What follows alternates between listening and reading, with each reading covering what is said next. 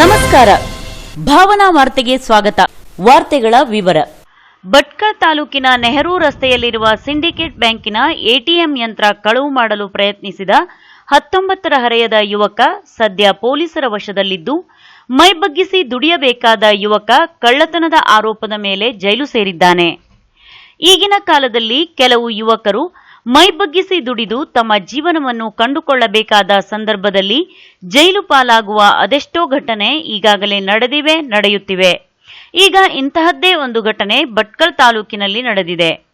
March 29ರಂದು ಸರಿಸುಮಾರು ಮಧ್ಯರಾತ್ರಿ 2 ಗಂಟೆ ಸುಮಾರಿಗೆ ನಗರದ ಶ್ರೀ ಚನ್ನಪಟ್ಟಣ ಹನುಮಂತ ದೇವಸ್ಥಾನದ ಬಳಿಯ ನೆಹರು ರಸ್ತೆಯ ಸಿಂಡಿಕೇಟ್ ಬ್ಯಾಂಕಿನ ಎಟಿಎಂಗೆ ಹೊಕ್ಕಿದ್ದ ಯುವಕ ತನ್ನ ಬಳಿ ಇದ್ದ ನಕಲಿ ಚಾವಿ ಹಾಗೂ ಕಟ್ಟರ್ ಬಳಸಿ ಎಟಿಎಂನಲ್ಲಿದ್ದ ಹಣವನ್ನು ಕಳವು ಮಾಡಲು ಯತ್ನಿಸಿದ್ದಾನೆ.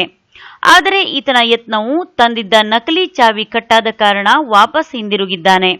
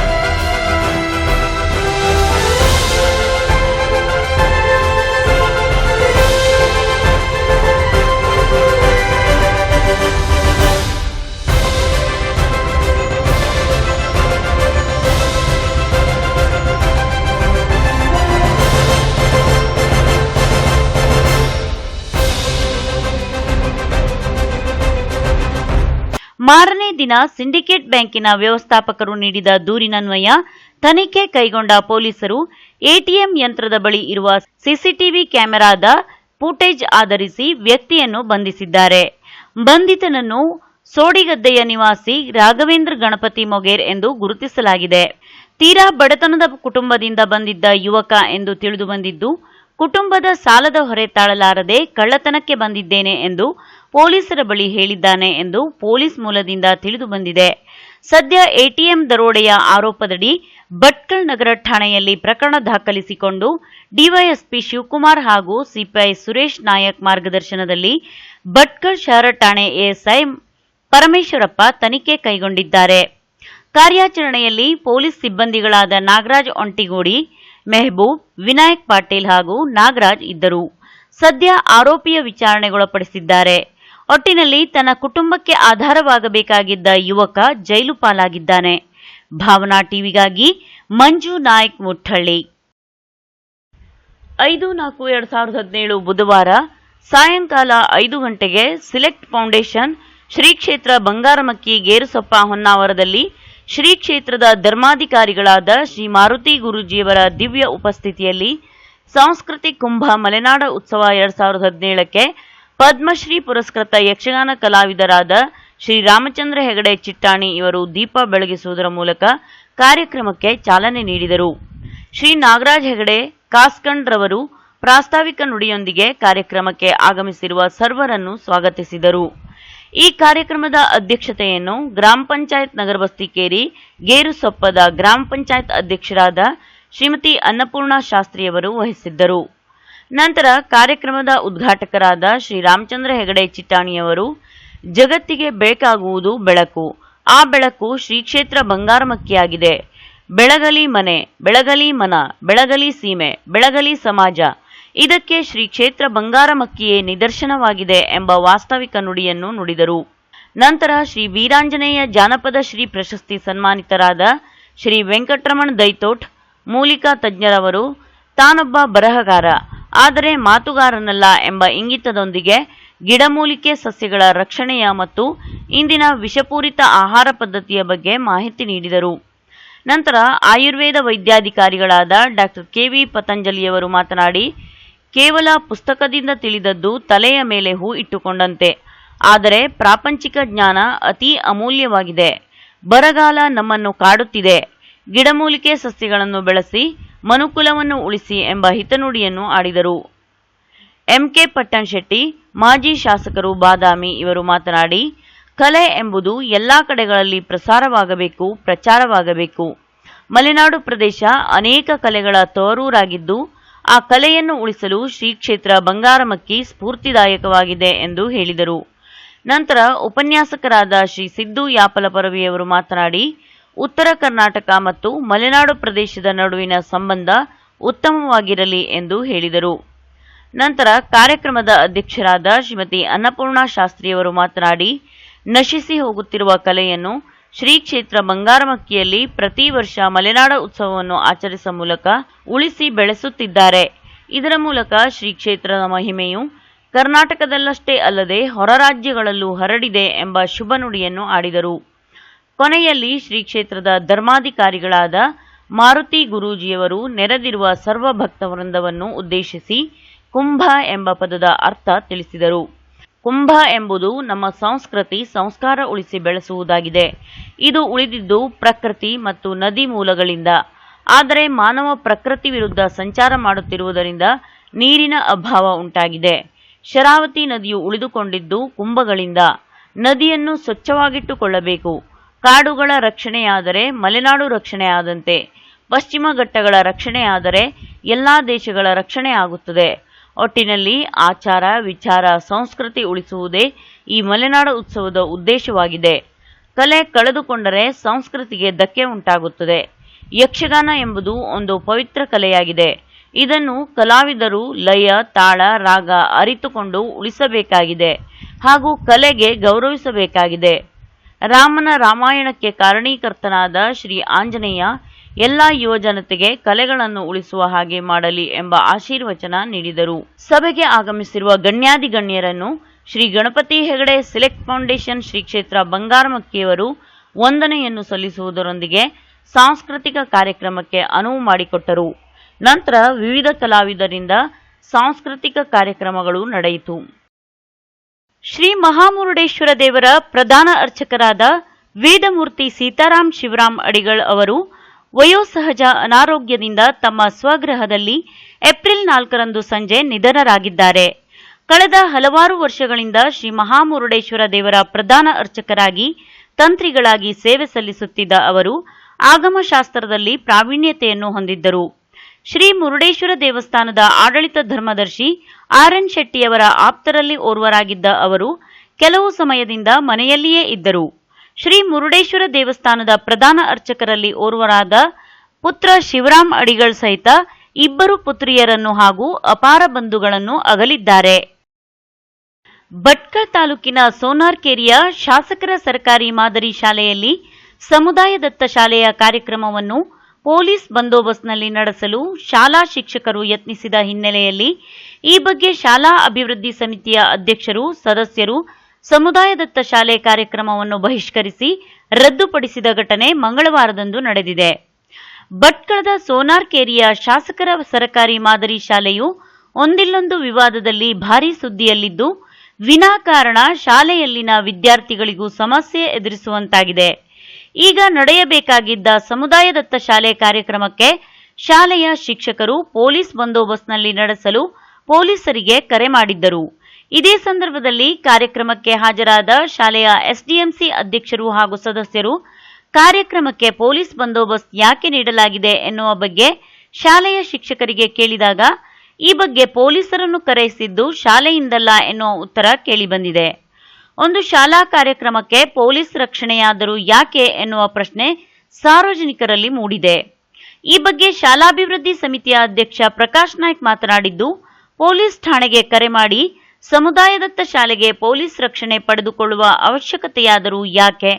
ಶಾಲೆಯಲ್ಲಿ ಯಾವುದೇ ರೀತಿಯ ಸಮಸ್ಯೆ ಇಲ್ಲದಿದ್ದರೂ ಸುಮ್ಮನೆ ಪೊಲೀಸರನ್ನು ಕರೆಸಿದ್ದು ಯಾಕೆ ಎನ್ನುವುದು ಕೇಳಿದರೆ ಶಾಲೆಯ ಮುಖ್ಯ ಶಿಕ್ಷಕರು ಈ ಬಗ್ಗೆ ನಮಗೆ ಏನೂ ಗೊತ್ತಿಲ್ಲ ಎನ್ನುವ ಮಾತು ಹೇಳುತ್ತಿದ್ದಾರೆ.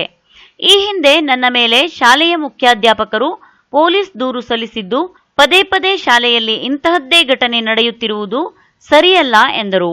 ಇವತ್ತಿನ ದಿವಸ ನಮ್ಮ ಶಾಲೆಯಲ್ಲಿ ಸಮುದಾಯ ದತ್ತ ಶಾಲಾ ಕಾರ್ಯಕ್ರಮ ನಡೀತಾ ಇದೆ. ಇವತ್ತೆಲ್ಲ ಬೆಳಗ್ಗೆಯಿಂದ ಪಾಲಕರೆಲ್ಲ ಬಂದು ಅವರವರ ಮಕ್ಕಳ ಪೇಪರನ್ನು ನೋಡಿ ಮತ್ತು ಈಗ 3 ಗಂಟೆಗೆ ಮೀಟಿಂಗ್ ಇದೆ ಅಂತೇಳಿ, ಸಭೆ ಇದೆ ಅಂತೇಳಿ ಬಂದಿದ್ದಾರೆ. ಈ ಸಂದರ್ಭದಲ್ಲಿ ನಮ್ಮ ಶಾಲೆ ಆವರಣದಲ್ಲಿ ಪೊಲೀಸ್ ಇಲಾಖೆ ಒಂದು 5-6 ಸಿಬ್ಬಂದಿ, 2 ಜನ ಲೇಡೀಸ್ ಪೊಲೀಸು, 3 ಜನ ಪೊಲೀಸ್ ಸಿಬ್ಬಂದಿ ಇದ್ದರು. ಅವರನ್ನು ಕೇಳಿದಾಗ ಯಾಕೆ ನೀವು ಬಂದಿದ್ರಿ ಅಂತ ಕೇಳಿದಾಗ ಶಾಲೆಯಲ್ಲಿ ಏನೋ ಇದಿದೆ ಅಂತೆ, ಹಾಗಾಗಿ ನಾವು ಸೆಕ್ಯೂರಿಟಿ ಬಂದಿದ್ದೇವೆ ಅಂತ ಹೇಳಿದ್ರು. ಶಾಲೆಯಲ್ಲಿ ಏನು ಸಮಸ್ಯೆನೇ ಇಲ್ಲ, ಪೊಲೀಸ್ ಸೆಕ್ಯೂರಿಟಿ ಯಾಕಪ್ಪ ನಾವು ಕೇಳ್ತಾ ಇರೋದು. ಈ ಹಿಂದೆ ಈ ಶಾಲೆಯ ಮುಖ್ಯೋಪಾಧ್ಯಾಯರು SDMC ಅಧ್ಯಕ್ಷರ ಮೇಲೆ, SDMC ಅಧ್ಯಕ್ಷ ನನ್ನ ಮೇಲೆ ಕಂಪ್ಲೇಂಟ್ ಮಾಡಿದರು. ಈಗ ಮತ್ತೆ ಪಾಲಕರ ಮೀಟಿಂಗ್ ಇದೆ, ಪಾಲಕರೆಲ್ಲಾದರೂ ಈ ಬಗ್ಗೆ ವಿದ್ಯಾರ್ಥಿಯ ಪಾಲಕರಾದ ನೀಲಮ್ಮ ಮಡಿವಾಳ್ ಮಾತನಾಡಿದ್ದು, ಕಾರ್ಯಕ್ರಮದ ಉದ್ದೇಶ ಮಕ್ಕಳ ಪ್ರಗತಿಯ ಬಗ್ಗೆ ಪಾಲಕರು ಬಂದು ಚರ್ಚೆ ನಡೆಸುವುದಾಗಿದ್ದು, ಈ ಕಾರ್ಯಕ್ರಮಕ್ಕೆ ಪೊಲೀಸರ ಪ್ರವೇಶ ಯಾಕೆ ಎನ್ನುವುದು ಗೊತ್ತಾಗುತ್ತಿಲ್ಲ. ಇಲ್ಲಿನ ಶಿಕ್ಷಕರ ಮಧ್ಯೆಯೇ ಜಗಳಗಳು ನಡೆದು ಶಿಕ್ಷಕರು ಮಕ್ಕಳನ್ನು ಎತ್ತಿಕಟ್ಟಿ ಅವರಿಂದಲೇ ಧಿಕ್ಕಾರ ಕೂಗಿಸಿ ಅವಾಚ್ಯ ಶಬ್ದಗಳನ್ನು ಹೇಳಿಕೊಡುವುದು. ಈ ಬಗ್ಗೆ ಪದೇ ಪದೇ ಸಂಬಂಧಪಟ್ಟ ಇಲಾಖೆಗೆ ವರದಿ ಸಲ್ಲಿಸಿದರೆ ಯಾವುದೇ ರೀತಿಯ ಸುಧಾರಣೆ ಕಂಡಿಲ್ಲ. ಈಗ ಪೊಲೀಸರನ್ನು ಕರೆಯಿಸಿ ಇನ್ನಷ್ಟು ಗೊಂದಲ ಸೃಷ್ಟಿಸಿದ್ದಾರೆ ಎಂದರು. ಇವತ್ತು ಸಮುದಾಯ ದತ್ತ ಶಾಲೆ ಅಂತ ನಾವು ಬಂದಿದ್ದು. ಇಲ್ಲಿ ಬಂದು ನೋಡಿದ್ರೆ ಪೊಲೀಸ್ ಇದ್ದಾರೆ. ಪೊಲೀಸ್ ಯಾಕೆ ಬಂದ್ರು? ಸಮುದಾಯ ದತ್ತ ಶಾಲೆ ಅಂದ್ರೆ ಪೊಲೀಸ್ ಬರೋದಾ, ಅಥವಾ ಮಕ್ಕಳ ಪಾಲಕರು ಮಕ್ಕಳು ಬಂದ್ರು ಪ್ರಗತಿಯ ಬಗ್ಗೆ ಚರ್ಚೆ ಮಾಡೋದಾ? ಟೀಚರ್ಸ್ ಜಗಳ ಮಾಡೋದು, ಟೀಚರ್ಸ್ ಮಕ್ಕಳಿಗೆ ಧಿಕ್ಕಾರ ಕೂಗ್ಸೋದು, ಮಕ್ಕಳ ಹತ್ರ ಹೇಳ್ಕೊಟ್ಟು ಮಕ್ಕಳು ಬೇರೆ ಟೀಚರ್ಸ್ ಕುನ್ನಿ ನಾಯಿ ಹೇಳೋದು. ಇದೇನಾ ಈ ಶಾಲೆಯಲ್ಲಿ ಕಲಿಸೋದು? ಅವ್ರು ಕಲಿಸೋ ಪಾಠ ಕಲಿಸೋದು ಇದೇನಾ ಅವ್ರು ಕಲಿಸೋದು? ಅವರಿಂದ ನಮ್ಮ ಮಕ್ಕಳ ಭವಿಷ್ಯ ಹಾಳು. ಅವ್ರ ಮಕ್ಕಳು ಬರ್ತಾ ಇದಾರ ಇಲ್ಲಿ, ಸಂಬಳ ತಗೊಳ್ಳೋದು ಯಾರು? ನಮ್ಮ ಮಕ್ಕಳಿಂದ ಅಲ್ವಾ? ಮುಂದೆ ನಾವು ಹೀಗೆ ಮಾಡ್ಲಿಕ್ಕೆ ಬಿಡಲ್ಲ. ಇದೇ ತರ ಇದ್ರೆ ಶಾಲೆ ಬಂದ್ ಮಾಡ್ಕೊಂಡು ಕುತ್ಕೊಳ್ತೀವಿ ನಾವು ರೋಡಲ್ಲಿ ಮಕ್ಕಳನ್ನೆಲ್ಲ. ಹೌದು, ಮಕ್ಕಳಿಗೆ ಮಾಡಿ ಸಾಕಾಯ್ತು ನಮ್ಗೆ. 2 ವರ್ಷದಿಂದ ವರದಿ ಮಾಡ್ತಿದೀವಿ, ಎಲ್ಲರೂ ವರದಿ ಮಾಡ್ತಿದೀವಿ, ಸುಧಾರಿಸುತ್ತೆ ಅಂತ ಹೇಳ್ತೀವಿ. ಏನ್ ಸುಧಾರಣೆ ಆಗಿದೆ? ಘಟನೆ ತಿಳಿದು ಸ್ಥಳಕ್ಕೆ ಸಿಆರ್ಪಿ ಅಧಿಕಾರಿ ಭೇಟಿ ನೀಡಿದ್ದು, ಪೊಲೀಸರನ್ನು ಕರೆಯಿಸಿದ್ದು ಶಾಲೆಯ ಮುಖ್ಯಾಧ್ಯಾಪಕರಲ್ಲ ಎನ್ನುವುದು ಅವರಿಂದ ತಿಳಿದು ಬಂದಿದೆ ಎಂದ ಅವರು, ಈ ಬಗ್ಗೆ SDMC ಕಮಿಟಿಯವರ ಬಳಿಯೇ ನೀವೇ ತನಿಖೆ ಕೈಗೊಳ್ಳುವಂತೆ ತಿಳಿಸಿದರು. ಪೊಲೀಸರ ವಿಷಯ ನಮ್ಗೆ ಗೊತ್ತಿಲ್ಲ ಸರ್. ಪ್ರಭಾರಿಯಾಗಿ ಲಕ್ಷ್ಮೀಬಾಯಿ ಅವರು ಇದ್ದಾರೆ. ಅವ್ರನ್ನ ಕೇಳಿದಾಗ ಅವರು ತಾವು ಯಾರಿಗೂ ಹೇಳಲಿಲ್ಲ ಅಂತ ಹೇಳಿದ್ರು. ನಂತರ ಮತ್ತೆ ಈಗ ಜಾಯ್ನ್ ಆಗಿದ್ದಾರೆ. ಡೆಪ್ಯುಟೇಷನ್ ಮೇಲಿಂದ ಬಂದು ಜಾಯ್ನ್ ಆದಂತ ಶ್ರೀ ಜಂಬೂರ್ ಮಠ ಅವರು ಹತ್ರ ಕೇಳಿದ್ದೇವೆ ನಾವು. ಅವರು ತಾವು ಯಾರಿಗೂ ಹೇಳಿಲ್ಲ ಅಂತ ಹೇಳಿದ್ರು. ಏನೇನು ಅದು ನಮ್ಗೆ ಗೊತ್ತಿಲ್ಲ ಸರ್. ಯಾಕಂದ್ರೆ ನಾವು ಬೆಳಿಗ್ಗೆಯಿಂದ ನಾನು 9:30 ಶಾಲೆಗೆ ಪ್ರವೇಶ ಮಾಡಿದ್ದೇನೆ. 9:30 ಪ್ರವೇಶ ಮಾಡಿದಾಗ ಪೊಲೀಸರು ಬಂದೋಬಸ್ತ್ ಇತ್ತೇನೆ. ಅವರು ಹಿಂಗೆ ಜಾತ್ರೆ ಇದೆಯಲ್ಲ ಅದ್ರ ಸಲುವಾಗಿ ಅಂತ ನಾವು ತಿಳ್ಕೊಂಡ್ವಿ.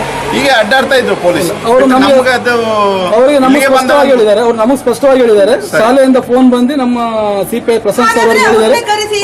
ಯಾರು ಅಂತ ನೋಡಿ ಸರ್, ನೀವು ಎನ್ಕ್ವೈರಿ ಮಾಡಿ ಆದ್ರೆ ನಾವು ಸಭೆಯನ್ನು ಒಂದು ಕರೀತೇವೆ. ನಾವು ಬಾಕಿ ಇದ್ದವ್ರಿಗೆ ಸಭೆ ಕರೆದು ನಮ್ಮ ಮಕ್ಕಳ ಒಂದು ಪ್ರಗತಿ ಸಲುವಾಗಿ ಈಗ ಪಾಲಕರು ಇಷ್ಟೆಲ್ಲ ಜನ ಬಂದಿದ್ದಾರೆ.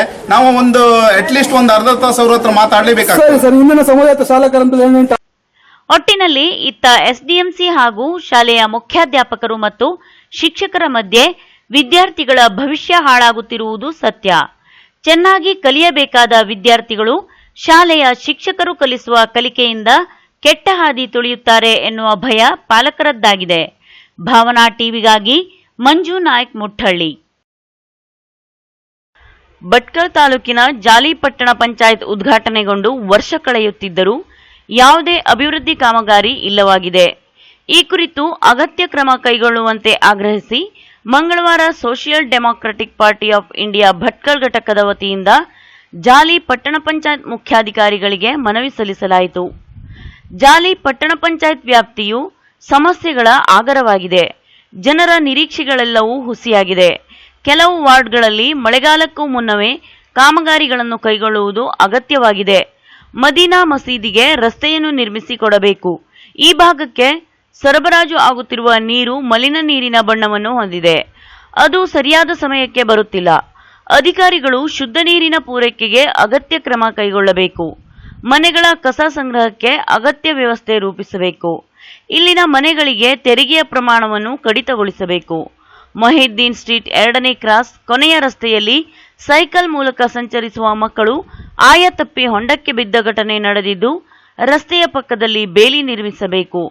ಬೆಂಡೇಕಾನ್ನಿಂದ ಜಾಲಿಗೆ ಹೋಗುವ ರಸ್ತೆಯು ಸಂಪೂರ್ಣ ಹಾಳಾಗಿದ್ದು ಈ ರಸ್ತೆಯನ್ನು ಕೂಡಲೇ ದುರಸ್ತಿ ಮಾಡಬೇಕು ಎಂದು ಸಂಘಟನೆಯ ಸದಸ್ಯರು ಆಗ್ರಹಿಸಿದರು. ತಾಲೂಕಿನ ಜಾಲಿಪಟ್ಟಣ ಪಂಚಾಯತ್ ಉದ್ಘಾಟನೆಯಾಗಿ ವರ್ಷಗಳು ಕಳೆಯುತ್ತಿದೆ.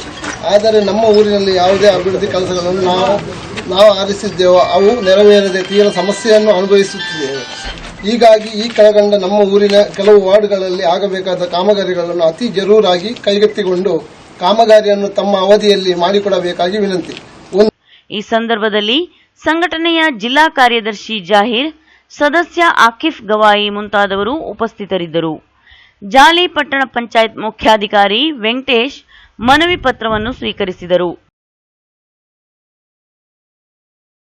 ಭಟ್ಕಳದ ಬಿಜೆಪಿ ಮುಖಂಡ, ಸಹಕಾರಿ ಧುರೀಣ ಕಾಸ್ಕಾಡ್ ಬ್ಯಾಂಕ್ ಉಪಾಧ್ಯಕ್ಷರಾದ ಈಶ್ವರ್ ನಾಯ್ಕರ 49ನೇ ಹುಟ್ಟಿದ ಹಬ್ಬದ ನಿಮಿತ್ತ ಗುರುವಾರದಂದು ಭಟ್ಕಳ ತಾಲೂಕಾ ಆಸ್ಪತ್ರೆಯ ರೋಗಿಗಳಿಗೆ ಹಣ್ಣು ಹಂಪಲು ನೀಡಿ ಸ್ನೇಹ ವಿಶೇಷ ಶಾಲೆಯ ಮಕ್ಕಳೊಂದಿಗೆ ಕೇಕ್ ಕತ್ತರಿಸಿ ಹುಟ್ಟುಹಬ್ಬವನ್ನು ವಿಶೇಷವಾಗಿ ಆಚರಿಸಿಕೊಂಡರು. ಭಟ್ಕಳ ತಾಲೂಕಿನ ಮುರುಡೇಶ್ವರದ ಮಾವಳ್ಳಿ ಮೂಲದ ರಾಜಕೀಯ ಧುರೀಣ ಬಿಜೆಪಿ ಮುಖಂಡರಾದ ಈಶ್ವರ್ ನಾಯ್ಕ್ ಇವರ 49ನೇ ವರ್ಷದ ಹುಟ್ಟುಹಬ್ಬದ ನಿಮಿತ್ತ ಅವರ ಅಭಿಮಾನಿಗಳು ಹಾಗೂ ಬೆಂಬಲಿಗರ ಜೊತೆ ಸೇರಿ ತಾಲೂಕಾ ಆಸ್ಪತ್ರೆಯ ರೋಗಿಗಳಿಗೆ ಹಣ್ಣು ಹಂಪಲುಗಳನ್ನು ನೀಡಿ ರೋಗಿಗಳ ಕ್ಷೇಮ ವಿಚಾರಿಸಿದರು. ನಂತರ ಅಲ್ಲಿಂದ ಬಂದರ್ ರಸ್ತೆಯಲ್ಲಿನ ಸ್ನೇಹ ವಿಶೇಷ ಮಕ್ಕಳ ಶಾಲೆಗೆ ಆಗಮಿಸಿದರು. ಶಾಲೆಯಲ್ಲಿ ಅವರ ಬೆಂಬಲಿಗರು, ಸ್ನೇಹಿತರ ಜೊತೆಗೆ ಈಶ್ವರ್ ತಮ್ಮ 49ನೇ ಹುಟ್ಟುಹಬ್ಬವನ್ನು ವಿಶೇಷವಾಗಿ ಆಚರಿಸಿಕೊಂಡರು. ಈ ಸಂದರ್ಭದಲ್ಲಿ ಶಾಲೆಯ ವಿದ್ಯಾರ್ಥಿಗಳಿಂದ ಈಶ್ವರ್ ನಾಯ್ಕ್ ಅವರಿಗೆ ಆರತಿಯನ್ನು ಮಾಡಿ ಕೇಕ್ ಕತ್ತರಿಸಿ ಹುಟ್ಟುಹಬ್ಬವನ್ನು ಆಚರಿಸಿದರು. ಕಳೆದ 6 ವರ್ಷದಿಂದ ಈ ಸ್ನೇಹ ಶಾಲೆಗಳಿಗೆ ಭೇಟಿ ನೀಡಿ ಅಲ್ಲಿನ ಮಕ್ಕಳೊಂದಿಗೆ ಅವರ ಹುಟ್ಟುಹಬ್ಬವನ್ನು ಆಚರಿಸಿಕೊಳ್ಳುತ್ತಾ ಬಂದಿದ್ದು, ಸರಳ ಸುಂದರವಾಗಿ ಹುಟ್ಟುಹಬ್ಬವನ್ನು ಅರ್ಥಪೂರ್ಣವಾಗಿ ಆಚರಿಸಿಕೊಂಡರು. ಈ ಸಂದರ್ಭದಲ್ಲಿ ಬಿಜೆಪಿ ಮುಖಂಡ ಜೆಡಿ ನಾಯ್ಕ್, ಗೋವಿಂದ್ ನಾಯ್ಕ್, ದಿನೇಶ್ ನಾಯ್ಕ್, ಕೃಷ್ಣ ನಾಯ್ಕ್, ಜಿಲ್ಲಾ ಬಿಜೆಪಿ ಯುವ ಮೋರ್ಚಾ ಪ್ರಧಾನ ಕಾರ್ಯದರ್ಶಿ ಸುನೀಲ್ ನಾಯ್ಕ್, ಭಟ್ಕಳ ಘಟಕದ ಅಧ್ಯಕ್ಷ ರಾಜೇಶ್ ನಾಯ್ಕ್, ಭಟ್ಕಳ ತಾಲೂಕಾ ಯುವ ಮೋರ್ಚಾ ಅಧ್ಯಕ್ಷ ಲಕ್ಷ್ಮಣ್ ನಾಯ್ಕ್, ಪಿಎಲ್ಡಿ ಬ್ಯಾಂಕ್ ಅಧ್ಯಕ್ಷ ದೇವಿದಾಸ್ ನಾಯ್ಕ್, ಸಂಸ್ಥೆಯ ಪ್ರಮುಖರಾದ ಮಾಲತಿ ಉದ್ಯಾವರ್ ಸೇರಿದಂತೆ ಈಶ್ವರ್ ನಾಯ್ಕ್ ಬೆಂಬಲಿಗರು, ಅಭಿಮಾನಿಗಳು ಹುಟ್ಟುಹಬ್ಬದ ಶುಭಾಶಯವನ್ನು ಕೋರಿದರು. ಕಾರ್ಯಕ್ರಮದಲ್ಲಿ ಶಾಲಾ ಮಕ್ಕಳಿಂದ ಸಾಂಸ್ಕೃತಿಕ ಕಾರ್ಯಕ್ರಮ ನಡೆಯಿತು. ರಾಜಕೀಯದವರು ಎಂದಾಕ್ಷಣ ಮೋಜು ಮಸ್ತಿಯಲ್ಲಿಯೇ ಹಣದ ಹೊಳೆಯ ಸುರಿದು ಪಾರ್ಟಿ ಮಾಡಿ ಸುಮ್ಮನೆ ಹುಟ್ಟುಹಬ್ಬವನ್ನು ಆಚರಿಸುವ ಜನಗಳ ಮಧ್ಯೆ ಇನ್ನೊಬ್ಬರಿಗೆ ಮಾದರಿಯಾಗುವ ರೀತಿಯಲ್ಲಿ ಬದುಕುತ್ತಿರುವುದು ಸಂತಸದ ವಿಚಾರವಾಗಿದೆ. ಇನ್ನೂ ಹೆಚ್ಚಿನ ಸಮಾಜ ಸೇವೆಯಲ್ಲಿ ಭಾಗಿಯಾಗಿ ನಿಮ್ಮಿಂದಾಗುವ ಕಾರ್ಯವನ್ನು ಮಾಡಿ ಹಾಗೂ ಇದೇ ರೀತಿಯ ಸಮಾಜದ ಹಿತಕ್ಕೆ, ಸಮಾಜದ ಏಳಿಗೆಗಾಗಿ ಶ್ರಮಿಸಿರಿ. ನಮ್ಮ ವಾಹಿನಿಯ ಕಡೆಯಿಂದ ಹುಟ್ಟುಹಬ್ಬದ ಶುಭಾಶಯಗಳು. ಆ ಒಂದು ಬಡ ರೋಗಿಗಳಿಗೆ ನೀಡಬಾರದು ಅನ್ಸುತ್ತಿದೆ. ತದನಂತರ ನನಗೆ ಕಂಡಿದ್ದು ಮುಖ್ಯವಾಗಿ ಈ ವಿಶೇಷವಾದ ಒಂದು ಶಾಲೆ. ಕಳೆದ ಒಂದು 6-7 ವರ್ಷದಿಂದ ನಾನು ಈ ಶಾಲೆಯ ಬಗ್ಗೆ ಸಂಪರ್ಕದಲ್ಲಿದ್ದೇನೆ. ಮಾಲತಿ ಮೇಡಮ್ ಅವರೊಟ್ಟಿಗೆ ನಾನು ಪಿಎಲ್ಡಿ ಬ್ಯಾಂಕ್ ಅಧ್ಯಕ್ಷರಾದರೂ ಸಹ ನಾನು ಸಹಾಯ ಸಹಕಾರ ನೀಡುತ್ತಾ ಬಂದಿದ್ದೇನೆ. ಅಲ್ಲದೆ ನಮ್ಮ ರೋಟರಿಯಿಂದ ನಾನು ಅಧ್ಯಕ್ಷನಾದಾಗ ಅಥವಾ ರೋಟರಿ ಇದ್ದಾಗ ಸಾಕಷ್ಟು ನಾನು ಅವರ ಸ್ಪಂದನೆಗೆ ನಾನು ಸ್ಪಂದಿಸಿದ್ದೇನೆ. ಮುಖ್ಯವಾಗಿ ನಾನು ಈ ಶಾಲೆಯಲ್ಲಿ ನಾನು ನನ್ನ ಹುಟ್ಟುಹಬ್ಬದ ಒಂದು ಸರಳ ಆಚರಣೆ ಮಾಡಲು ಕಾರಣ ಅಂದರೆ ನಿಜವಾಗ ಆ ಮಕ್ಕಳು ನಾವೆಲ್ಲ ಎಷ್ಟೋ ವಿಚಾರ ಮಾಡಿದಾಗ ನಮಗೆ ಆ ಥರ ಆಗಿದ್ರೆ ನಾವು ಏನು ಕಷ್ಟಪಡಬೇಕಿತ್ತು ಅಥವಾ ಜನರೇಟ್ ಎಷ್ಟು ಆ ಮಕ್ಕಳನ್ನ ಆರೈಕೆಗಾಗಿ ನಾವು ಯಾವ ರೀತಿ ಡಿಪೆಂಡ್ ಆಗಬೇಕಂತ ಅನ್ನೋ ಭಾವನೆ ನನಗೆ ಬಂತು. ಹಾಗಾಗಿ ನಾನು ಮಾಲತಿ ಮೇಡಮ್ ಸತತವಾಗಿ ಸಂಪರ್ಕಿದ್ದು ನಾನು ನನ್ನ ಒಂದು ಸಹಾಯ ಹಸ್ತವನ್ನು ನೀಡ್ತಾ ಬಂದಿದ್ದೇನೆ. ಈ ಸಂದರ್ಭದಲ್ಲೂ ಸಹ ನಾನು ಏನು ಕಳೆದ ವರ್ಷ ಬಂದಿದೆ ನಿಜಕ್ಕಾಗಿ ನಾನು 25,000 ತಗೊಳ್ತೀನಿ. ಈ ಸಂದರ್ಭದಲ್ಲೂ ನಾನು ಅವರಿಗೆ ನೀಡ್ತಾ ಇದ್ದೇನೆ. ಅದಲ್ಲದೆ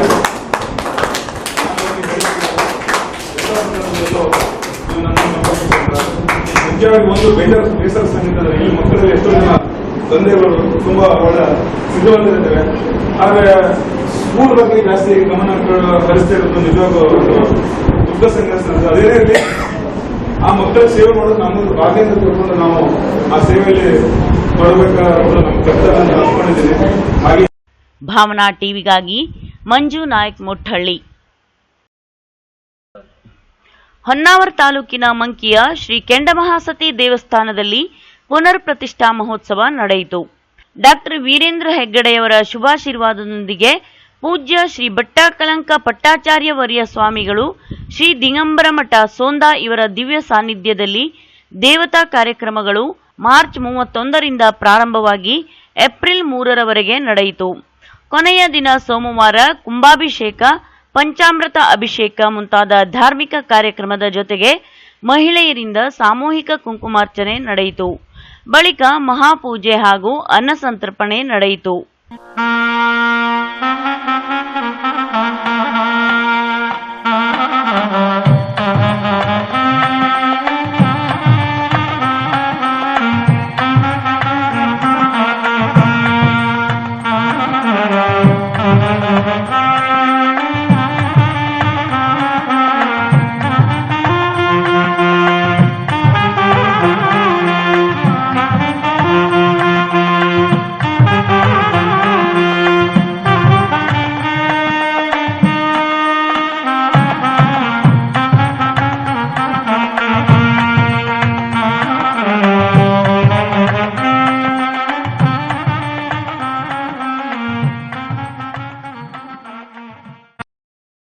ಭಟ್ಕಳ ತಾಲೂಕಿನ ಇತಿಹಾಸ ಪ್ರಸಿದ್ಧ ಭಟ್ಕಳದ ಗ್ರಾಮ ದೇವತೆ ಚನ್ನಪಟ್ಟಣ ಹನುಮಂತ ದೇವರ ಮಹಾರಥೋತ್ಸವ ಬುಧವಾರ ಸಾವಿರಾರು ಭಕ್ತರ ಸಮ್ಮುಖದಲ್ಲಿ ವಿಜೃಂಭಣೆಯಿಂದ ನಡೆಯಿತು. ರಥೋತ್ಸವದ ಅಂಗವಾಗಿ ಹನುಮಂತ ದೇವರಿಗೆ ವಿಶೇಷ ಪೂಜೆ ಪುನಸ್ಕಾರ ಜರುಗಿತು. ಬೆಳಗ್ಗೆಯಿಂದ ಮಧ್ಯಾಹ್ನದವರೆಗೆ ಸರತಿಯ ಸಾಲಿನಲ್ಲಿ ನಿಂತುಕೊಂಡು ಭಕ್ತರು ರಥ ಕಾಣಿಕೆ ಸಲ್ಲಿಸಿದರು. ಸಂಜೆ 5:30ರ ಸುಮಾರಿಗೆ ವೇದಮೂರ್ತಿ ರಮಾನಂದ ಅವಭೃತ ಮತ್ತು ವೈದಿಕ ವೃಂದದವರು ರಥೋತ್ಸವದ ಧಾರ್ಮಿಕ ವಿಧಿವಿಧಾನ ನೆರವೇರಿಸಿ ಮುಸ್ಲಿಂ, ಜೈನ್, ಹಿಂದೂ ಸೇರಿದಂತೆ ವಿವಿಧ ಸಮಾಜದ ಪ್ರಮುಖರಿಗೆ ವೀಳ್ಯದೊಂದಿಗೆ ರಥೋತ್ಸವಕ್ಕೆ ಆಹ್ವಾನ ನೀಡಿದ ಬಳಿಕ ಭಕ್ತರು ಜಯಘೋಷ ಮಾಡಿದ ನಂತರ ರಥವನ್ನು ಎಳೆಯಲಾಯಿತು.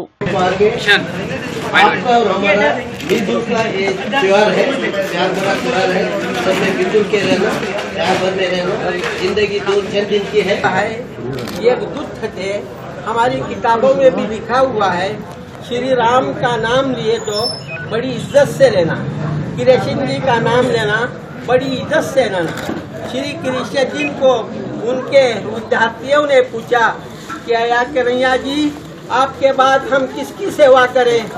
उन्होंने बताया मेरे बाद बहुत दुग्ध दुनिया में आएंगे और आखिरी दुग्ध आएगा, श्यामल द्वीप के अंदर पैदा होगा, वो जगत गुरु होगा, तुम उसकी मानोगे तो तुमको स्वर्ग मिलेंगे। इसी पर उन्होंने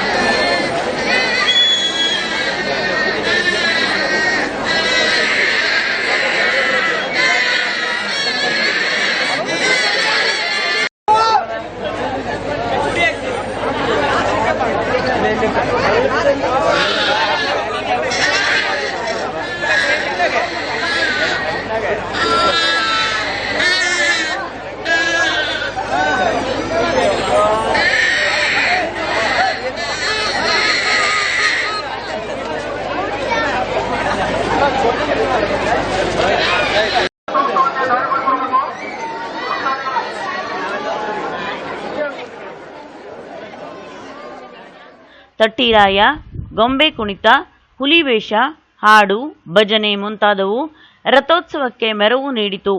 ದೇವಸ್ಥಾನದ ಆಡಳಿತ ಮಂಡಳಿಯ ಅಧ್ಯಕ್ಷ Lakshman K Moger, Balakrishna S Shastri, Thimmappayya S Shirur, Ganapati B Naik, Nagesh M Pai ಮುಂತಾದವರು ಭಕ್ತರ ಪೂಜೆ ಪುನಸ್ಕಾರ, ರಥೋತ್ಸವದ ಧಾರ್ಮಿಕ ವಿಧಿವಿಧಾನಗಳಿಗೆ ಸಹಕರಿಸಿದರು.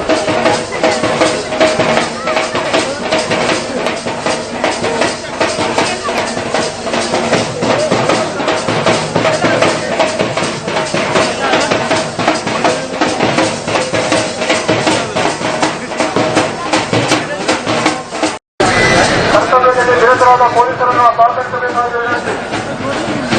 ರಸ್ತೆಯನ್ನು ಬಿಟ್ಟು ರಸ್ತೆಯ ಪಕ್ಕದಲ್ಲಿ ನಿಲ್ಲಬೇಕು. ರಸ್ತೆಯ ಮೇಲೆ ಯಾರು ಗುಂಪು ಗುಂಪಾಗಿ ನಿಲ್ಲಬಾರದು.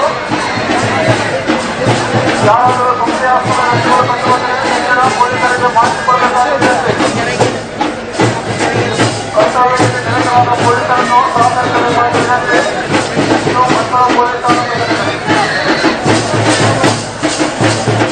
ರಥೋತ್ಸವ ನಡೆಯುತ್ತಿದೆ. ಭಕ್ತಾದಿಗಳು ರಸ್ತೆಯ ಪಕ್ಕದಲ್ಲಿರಬೇಕು.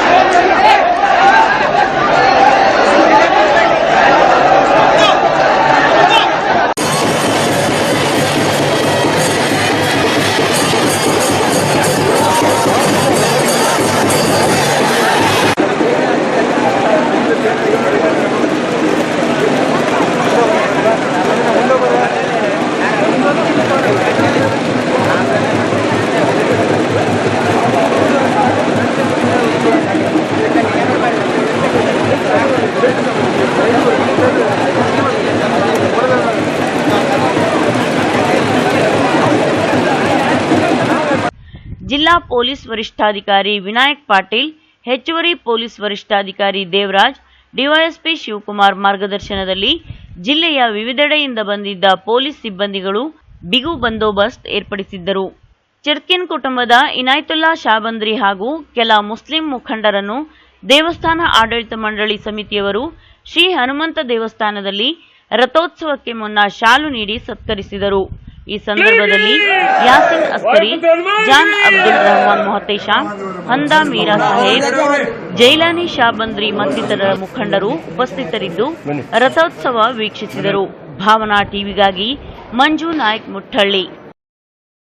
ಕಳೆದ 20-25 ದಿನಗಳಿಂದ ಜಿಲ್ಲೆ ಸೇರಿದಂತೆ ತಾಲೂಕಿನ ಎಲ್ಲೆಡೆ ರಾಷ್ಟ್ರೀಯ ಹೆದ್ದಾರಿಯ ಪಕ್ಕದಲ್ಲಿ, ರಸ್ತೆ ಬದಿಯ ಹಾಗೂ ಗೂಡಂಗಡಿಗಳಲ್ಲಿ ಎಳನೀರು ಮಾರಾಟ ಆರಂಭವಾಗಿದ್ದು, ಜನರು ಬಿಸಿಲಿನ ತಾಪವನ್ನು ಎಳನೀರು ಕುಡಿದು ಕಡಿಮೆ ಮಾಡಿಕೊಳ್ಳುತ್ತಿದ್ದಾರೆ. ಆದರೆ ಈಗ ಎಳನೀರು ಪೂರೈಕೆಯಲ್ಲಿ ತೀರಾ ಇಳಿಕೆ ಕಂಡುಬಂದಿದ್ದು, ಎಲ್ಲಿಯೂ ಸಹ ಎಳನೀರು ಕಂಡುಬರುತ್ತಿಲ್ಲ. ಹೀಗಾಗಿ ಜನರಿಗೆ ಬಿಸಿಲಿನ ತಾಪದಿಂದ ತಪ್ಪಿಸಿಕೊಳ್ಳಲು ಸಾಧ್ಯವಾಗುತ್ತಿಲ್ಲ. ಕೆಲವೊಂದು ಕಡೆ ಬಿಸಿಲಿಗೆ ಬಸವಳಿದ ಹಾಗೂ ನುಸಿ ಪೀಡೆಯ 10 ಎಳನೀರನ್ನೇ ಇಟ್ಟುಕೊಂಡು ವ್ಯಾಪಾರ ನಡೆಸುತ್ತಿರುವುದು ಕಂಡುಬಂದಿದೆ. ಭಟ್ಕಳ ತಾಲೂಕಿನ ಬೈಲೂರು, ಮುರುಡೇಶ್ವರ, ಬಸ್ತಿ, ಶಿರಾಲಿ, ಭಟ್ಕಳ ಸರ್ಕಲ್ ಬಳಿ ಅಲ್ಲಲ್ಲಿ ಕೆಲವೊಂದು ಜನರು ಎಳನೀರು ಇಟ್ಟುಕೊಂಡು ವ್ಯಾಪಾರ ಮಾಡುತ್ತಿದ್ದು, ಅಷ್ಟೋ ಇಷ್ಟೋ ಕಮಾಯಿ ಆಗುತ್ತಿದೆ. ಆದರೆ ಈಗೀಗ ಒಂದೊಂದು ಎಳನೀರು 25ರಿಂದ 30 ರೂಪಾಯಿಗಳಿಗೆ ಮಾರಾಟವಾಗುತ್ತಿದ್ದು, ಜನರಿಗೆ ಬೆಲೆ ಹೆಚ್ಚಾದರೂ ಪಾಲಿಗೆ ಬಂದದ್ದು ಪಂಚಾಮೃತ ಎಂದು ಎಳನೀರು ಖರೀದಿಸಿ ಕುಡಿಯುತ್ತಿದ್ದಾರೆ. ಇನ್ನು ಕೆಲವು ಆಸ್ಪತ್ರೆ ಹಾಗೂ ಕ್ಲಿನಿಕ್ಗಳ ಹತ್ತಿರ ಹೆದ್ದಾರಿ ಅಂಚಿನಲ್ಲಿ ಈಗಿರುವ ದರಕ್ಕಿಂತ 5 ರೂಪಾಯಿ ಏರಿಸಿ ಮಾರುತ್ತಿರುವುದು ಕಂಡುಬಂದಿದೆ. ಅಷ್ಟಕ್ಕೂ ಇದಕ್ಕೆಲ್ಲ ಕಾರಣ ಕೆಲ ದಿನಗಳಿಂದ ತೆಂಗಿನಕಾಯಿಗೆ ಹೆಚ್ಚಿನ ದರ ಬಂದಿರುವುದೇ ಆಗಿದೆ. ತೆಂಗಿನಕಾಯಿ ಸರಾಸರಿ ಕೆಜಿಗೆ 35 ರೂಪಾಯಿಗಳಷ್ಟು ಹೆಚ್ಚು ದರ ಬಂದಿದ್ದರಿಂದ ತೆಂಗು ಬೆಳೆಗಾರರು ನಾವು ಎಳನೀರನ್ನು ಕೊಡುವುದಿಲ್ಲ ಎನ್ನುತ್ತಿದ್ದಾರೆ. ಇನ್ನೇನಿದ್ದರೂ ಚಿಕ್ಕ ಗಾತ್ರದ ನುಸಿ ಪೀಡೆಯ ಮುಂತಾದ ಸಮಸ್ಯೆ ಇರುವ ತೆಂಗಿನ ಮರದ ಎಳನೀರನ್ನೇ ಅನಿವಾರ್ಯ ಕಾರಣದಿಂದ ಪಡೆದು ಮಾರಬೇಕಾಗಿದೆ ಎನ್ನುವ ಮಾತು ಓರ್ವ ಎಳನೀರು ಮಾರುವವರದ್ದಾಗಿದೆ.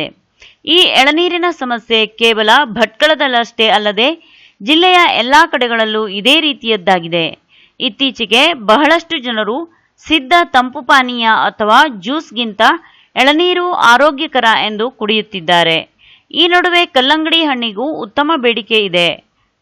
ಆದರೆ ಕಲ್ಲಂಗಡಿ ಹಣ್ಣು ಇನ್ನೂ ಮಾರುಕಟ್ಟೆಗೆ ದೊಡ್ಡ ಪ್ರಮಾಣದಲ್ಲಿ ಆಗಮಿಸಿಲ್ಲ. ಎಳನೀರಿನ ತೀವ್ರ ಕೊರತೆಯಿಂದ ಜನರಿಗೆ ಉತ್ತಮವಾದ ಎಳನೀರು ಸಿಗುತ್ತಿಲ್ಲ.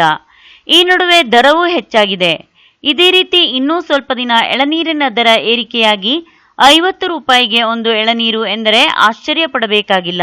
ಒಟ್ಟಿನಲ್ಲಿ ಬಿಸಿಲಿನ ತಾಪದಿಂದ ಪಾರಾಗಲು ಎಳನೀರು ಕುಡಿಯಬೇಕೆಂದುಕೊಂಡರೆ ಅದು ಸದ್ಯದ ಮಟ್ಟಿಗೆ ನೆರವೇರುವುದು ಕಷ್ಟ ಎನ್ನಬಹುದು. ಅದೇ ರೀತಿ ತೆಂಗಿನಕಾಯಿಗೆ ಬಂದ ದರ ಎಳನೀರಿಗೆ ಹೊಡೆತ ಕೊಟ್ಟಿದೆ ಎಂದು ಸದ್ಯ ಸಾರ್ವಜನಿಕ ವಲಯದಲ್ಲಿ ಮಾತುಗಳು ಕೇಳಿಬರುವುದರ ಜೊತೆಗೆ ಅನಿವಾರ್ಯ ಕಾರಣದಿಂದ ದರ ಹೆಚ್ಚಿದ್ದರೂ ಸುಮ್ಮನೆ ಕುಡಿದು ಹೋಗುತ್ತಿದ್ದಾರೆ. ಭಾವನಾ ಟಿವಿಗಾಗಿ ಉಲ್ಲಾಸ್ ಶಾನ್ಭಾಗ್ ಶಿರಾಲಿ. ನಿರಂತರ ರಂಜನೆ, ನಿಮ್ಮೂರಿನ ಸುದ್ದಿ ಮನೆ.